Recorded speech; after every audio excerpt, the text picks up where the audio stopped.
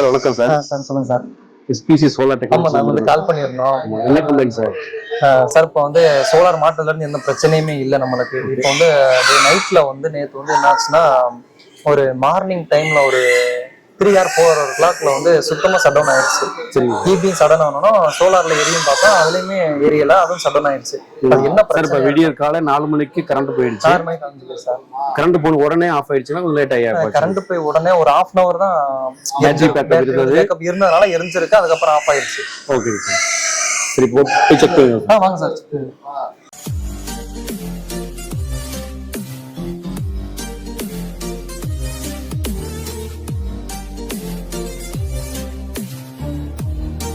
ஆனா எங்களுக்கு சோலார் போர்டால ரொம்ப யூஸா இருக்கிறது, எங்களுக்கு மிகப்பெரிய எங்களுக்கு ரொம்ப யூஸா இருக்கு. அது எதுன்னு கேட்டீங்கன்னா, ஃப்ரீசர், வாஷிங். ஏன்னா வாஷிங் மிஷின் டெய்லி எங்களுக்கு வந்து யூஸ் ஆகிட்டே இருக்கு.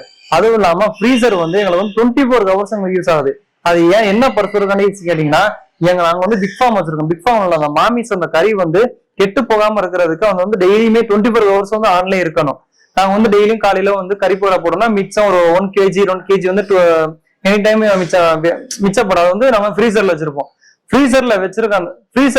ஃப்ரீசர் வச்சுட்டு பால்கள்லாம் கேட்டு வருவாங்க. அப்படிங்கிறப்ப நம்ம வந்து ஒரு பிக் வந்து உரிச்சு கொடுக்க முடியாது. இப்போ கோழினா 1 kg 2 kg உரிச்சு கொடுத்துடலாம். பிக் வந்து உரிக்கணும்னா 40 கிலோ 50 கிலோ அந்த மாதிரி. அதனால ஃப்ரீசர் வந்து எங்களுக்கு வந்து யூஸ் ஆகும். நம்ம சோலார் போர்டால ஃப்ரீசர் ரொம்ப யூஸ் ஆகுது எங்களுக்கு. அது மட்டும் இல்லாம ஃபேன் வந்து எங்க வீட்லயே வந்து பாத்தீங்கன்னா ஒரு 8 ஃபேன் வந்து யூஸ் ஆகுது. அதுவும் இல்லாம ஏசி, ஒரு ஏசிக்கு 3 ஏசி யூஸ் ஆகிட்டு இருக்கும். அதுவும் சோலார் தான். எல்லாமே கனெக்டிங் சோலார்லயே கொடுத்தாலும் எங்களுக்கு ரொம்ப மகிழ்ச்சியா இருக்குது. இல்ல ஏதாவது ஒரு கம்ப்ளைண்ட் வந்துச்சுனாலும் எஸ்பிசி அந்த சோலார்ல இருந்து நம்ம வந்து கான்டாக்ட் பண்ணா அவங்க சரி பார்த்து கொடுத்துருவாங்க. ஆனா நேத்துல இருந்து ஃபுல்லாமே கரண்ட்லாம் ஃபுல்லாமே இருந்துச்சு. ஈபி ஃபுல்லா இருந்துச்சு, ஸ்டோரேஜ் அதுலயும் ஃபுல்லா இருந்துச்சு. இப்ப நேற்று என்ன பிரச்சனைன்னா, இப்போ கரண்ட் வந்து நைட்டு இப்போ ஒரு 4 மணிக்கு போனுச்சு. மார்னிங் காலையில 4 மணிக்கு காலையில 4 மணிக்கு போச்சு. காலையில 4 மணிக்கு போனதுல இருந்து கரண்ட் நம்மளுக்கு வந்து சோலார்ல இருந்து ப்ரொடியூஸ் ஆகணும். காலையில சார் விடிய காலம் வந்து பார்த்தீங்கன்னா சன்ரைஸ் இருக்காது, அதனால சோலார்ல சார்ஜ் ஆகாது. ப்ளஸ் 4 மணிக்கு கரண்ட் போயிடுக்குன்னு சொல்றீங்க. இப்போ ஃபுல்லா சடவுன் ஆனது எப்போ? சிஸ்டம் ஆஃப் ஆனது எப்போ? அதான் காலையில மார்னிங் 4 மணிக்கு. 4 மணிக்கு கரண்ட் போனது? கரண்ட் போனது ஒரு 3:30 இருக்கும். 3:30 இருக்கும். ஒரு 1/2 hour தான் பேட்டரி. 1/2 hour. நீங்க என்னென்ன லோடு யூஸ் பண்றீங்க? 6 to 7 ஃபேன் யூஸ் பண்றோம். 7 ஃபேன், ஒரு ஃப்ரீசர், ஒரு ஃப்ரிட்ஜ். அப்புறம் லைட் வந்து 20 volts பல்பு தான். அது நைட் வந்து ஒரு 5 hours தான் யூஸ் பண்ணுவோம். ஒரு மார்னிங் ஒரு ஈவினிங் 6 o'clock வந்து ஆன் பண்ணுவோம். எல்லா லைட் சுவிட்ச் ஆன் பண்ணுவோம்.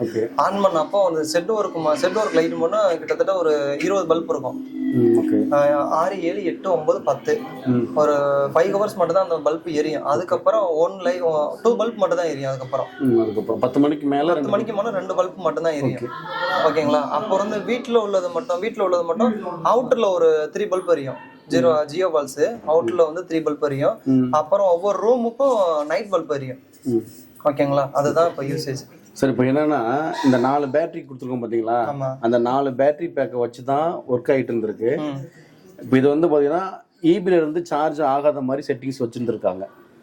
ஈபில இருந்து சார்ஜ் ஆகாம, ஏன்னா பகல்ல வந்து சோலார்ல இருந்து சார்ஜ் ஆயிடுச்சு. நைட்டு வந்து பாத்தீங்கன்னா பேட்டரி பேக்கப் எடுத்தது போக மீதி ஈபி வந்திருக்கும். ஈபில இருந்து சார்ஜ் ஆச்சு அப்படின்னா உங்களுக்கு கரண்ட் பில்லு அதிகமாகும். அதனால ஈபில இருந்து சார்ஜ் ஆகாம வச்சிருந்திருக்காங்க. அந்த 1/2 hour வந்து பாத்தீங்கன்னா பேட்டரி பேக்கப்ல இருந்து எடுத்திருக்கு. பேட்டரி பேக்கப் முடிஞ்சதுக்கு அப்புறம் ஆஃப் ஆயிடுச்சு. சரிங்க. அப்ப காலையில வந்து காலையில கரண்ட் வந்துச்சு. கரண்ட் வரும்போது நம்மளுக்கு வந்து பின்னாடி வந்து இன்வெர்ட்ல வந்து ஃபேன் எதுவுமே ஒர்க் ஆகல. அப்படிங்கிறப்ப இப்போ வந்து ஈபில தான் ப்ரொடியூஸ் ஆகிட்டே இருக்கு எல்லா லக்லையுமே. சார் இப்போ இந்த ரீசெட் பட்டன் இருக்கு பார்த்தீங்களா, அதை நீங்க அப்படி ஒரு 3 செகண்ட் அழுத்திட்டு எடுத்துருக்க சரியாயிடும். 3 செகண்ட். நான் வந்து மார்னிங் வந்து ஒரு எலக்ட்ரீஷியன் கேட்கும்போது இந்த பட்டனை வந்து நீங்க வந்து ப்ரெஸ் பண்ணிட்டு மட்டும் விடுங்க அப்படின்னாங்க. மறுபடியும் ப்ரெஸ் பண்ணிட்டு பண்ண உடனே மற்றபடி எந்த ஒரு ஆப்ஷன் எதுவுமே காமிக்கல. இங்க சோலார் சார்ஜானு எதுவுமே வரல, ஈபிக்கு சார்ஜானு எதுவுமே வரல. இப்போ காலையில இப்போ உங்க கம்பெனிக்கு ஃபோன் அடிக்கும் போது அப்போ வந்து நீங்க வந்து வந்திருக்கீங்க. நாங்கள் வந்து செக் பண்ணோம். செக் பண்ணும்போது பார்த்தீங்கன்னா இங்கே முன்னாடி வந்துட்டு சோலாரில் சார்ஜ் ஆகிட்டு இருந்துச்சு. இன்வெர்டர் வந்து ஆஃபில் தான் இருந்துச்சு. சரி, நீங்கள் சரியாக ப்ரெஸ் பண்ணலன்னு நினைக்கிறேன். ஓ அப்படிங்களா? சரி. அவங்க எலக்ட்ரிஷியன் ஃபிட் பண்ணதெல்லாம் கரெக்டாக பண்ணியிருக்காங்களா? தம்பி அந்த மெயின் ஆன் பண்ணு. ஒரு பிளிக் ஆச்சுங்களா? இங்கே வந்துடும், நைட்டில் வந்துடும். இதுலயா ம். இதுல வந்து லோ ஹை இதுல வந்துருமா? ஆமா. பேட்டரி லோ ஆச்சு அப்படின்னா, பேட்டரி லோ ஆச்சுன்னா அந்த லைட் எரிஞ்சிடும். சார்ஜ் ஃபுல் ஆயிடுச்சுன்னு வந்துடும். சரி, அப்போ வந்து இபில சார்ஜ் ஆகுது அப்படின்னா அந்த லைட் வந்துருமா? இந்த லைட் வரும். இபி சார்ஜ் ஆகுனா இந்த லைட் வந்துடும். இப்போ வந்து இபில லோவா இருக்குன்னா அந்த லைட் ஓடி வந்துருமா?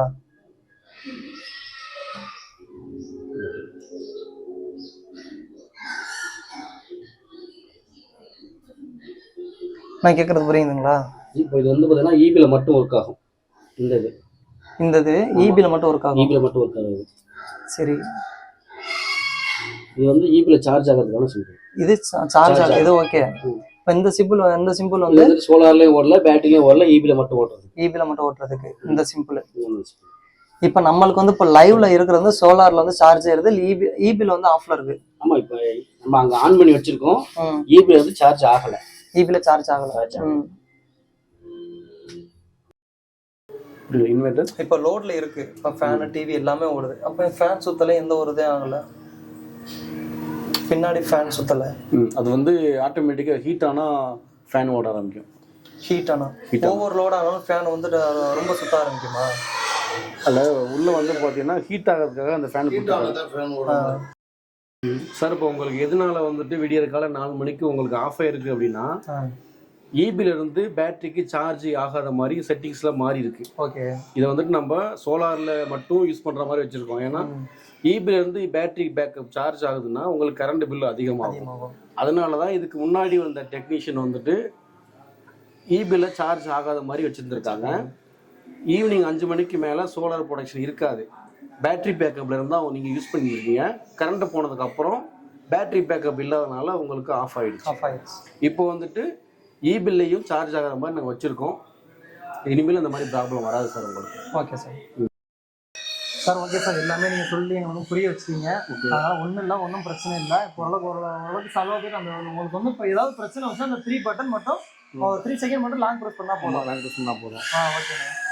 இப்போ அதனால் வந்ததுக்கு ரொம்ப நன்றி. Okay, thank you. ரொம்ப வாழ்த்துக்கள். அப்புறம் வந்து எஸ்பிசி சோலாருக்கு அவங்களுக்கும் ரொம்ப நன்றி. அப்புறம் சார் புஷ்பராஜ் சார் அவருக்கும் ரொம்ப நன்றி, மிக்க நன்றி. ஓகே.